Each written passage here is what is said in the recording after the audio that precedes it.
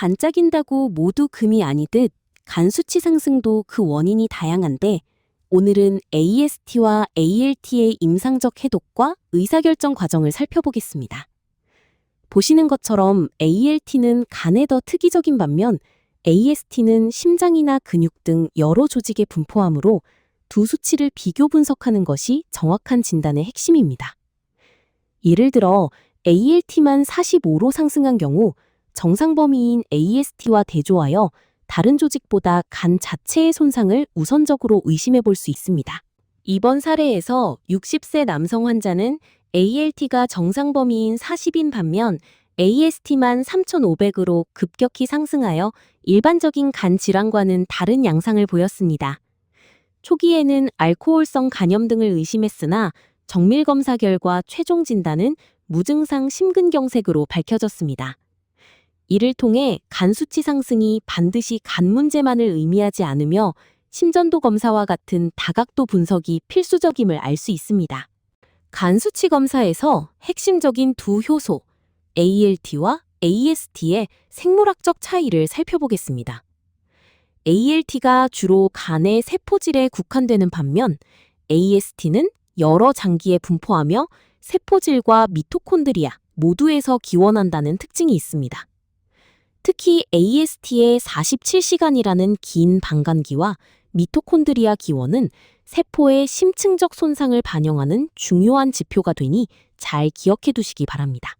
AST는 간뿐만 아니라 심장, 골격근, 적혈구 등 전신 조직에 분포하고 있어 수치 상승 시 간질환 외에 다양한 가능성을 반드시 열어두어야 합니다.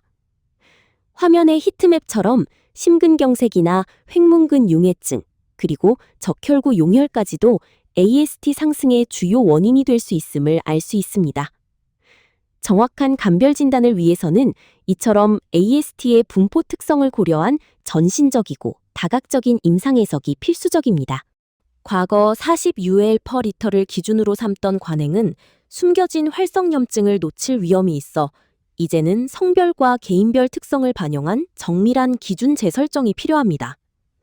남성은 33, 여성은 25UL/L를 새로운 상한선으로 제한하며 높은 BMI나 운동 여부 같은 수치 변동 요인을 함께 고려하는 것이 중요합니다. 이러한 데이터 기반의 기준 변화는 질병의 조기 진단과 예방의학적 관점에서 매우 큰 의미를 가집니다.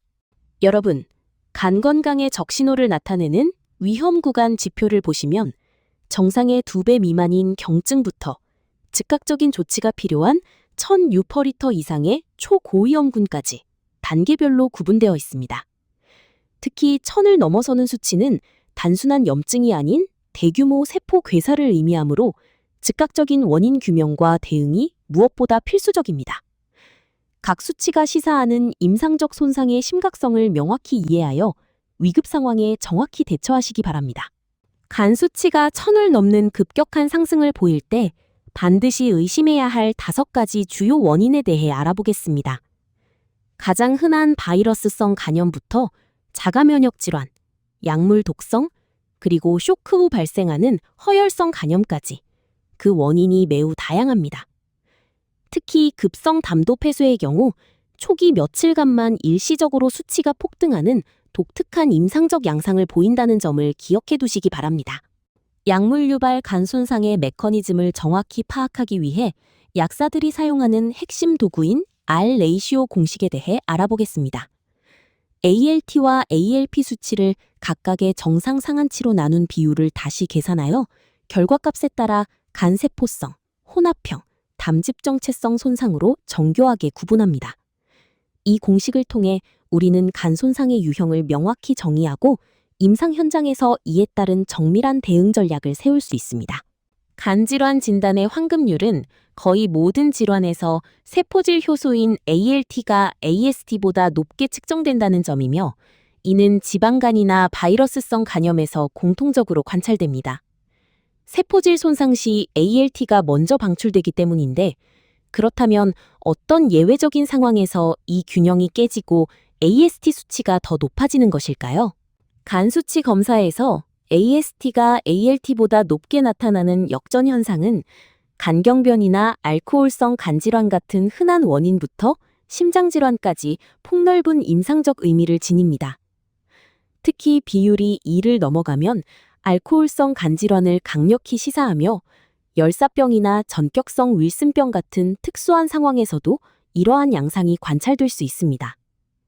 여러분은 이 비율의 변화를 통해 단순한 수치를 넘어 환자의 구체적인 병태 생리를 정확히 파악하는 통찰력을 길러야 합니다.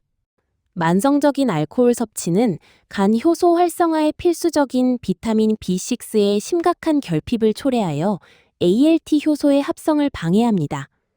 이로 인해 혈액검사상 AST 수치가 상대적으로 높아지는 역전 현상이 나타나게 되는데, 이는 알코올성 간질환의 주요 특징 중 하나입니다. 하지만 비타민 B6를 적절히 보충해주면 ALT 합성이 재개되어 수치 비율을 다시 정상적으로 회복할 수 있습니다. 여러분, 간 수치와 실제 조직 상태가 일치하지 않는 이른바 생검 불일치 현상에 대해 주목해 봅시다. 높은 효소 수치는 활발한 세포 파괴와 재생을 뜻하는 이환율의 지표일 뿐, 그 자체로 최악의 사망률을 예고하는 절대적 척도는 아닙니다. 반대로 수치가 정상이라도 만성 C형 간염처럼 심각한 염증이 잠재되어 있을 수 있으니 수치 이면의 조직학적 실체를 파악하는 것이 중요합니다.